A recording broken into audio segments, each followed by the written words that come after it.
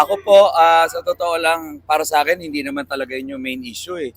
Kasi kung yung delay lang ng allowance na 500, napakaliit na issue yan para sa akin. Ang issue dyan, kulang na kulang yung 500. Kaya nga ang gusto natin gawin niyang 2,000 buwan-buwan para sa mga senior citizens, sa mga lola at lola natin, pati ho sa mga PWD natin.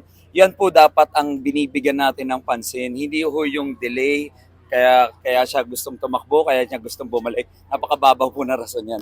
Ang kailangan natin ay mas mataas na allowance para mas makaraos, mag-survive.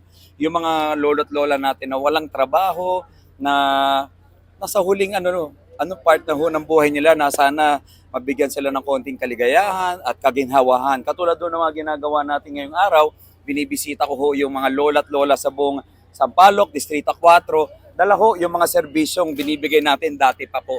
Katulad dito mga mobile clinics na to, mobile butika. Ito mga mobile clinics na to, nandyan na po yung mga x-ray, ultrasound, ECG, medical check-up.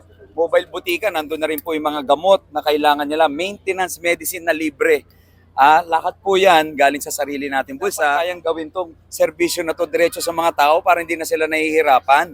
Actually, yung 2,000 na allowance, ginawa na rin namin yan monthly po sa barangay namin sa Sampaloc. Nagbigay na ho tayo ng 2,000 para rin ipakita sa kanila na kaya namang gawin kung gugustuhin. Pero sabi nga nila, pag ayaw gawin, maraming dahilan. Pag gusto, maraming paraan. So, I love you po, mga lola at lola ko, mahal na mahal ko. Ito yung nagbibigay sa akin ng lakas ng loob at kaya ako sumisipag araw-araw eh.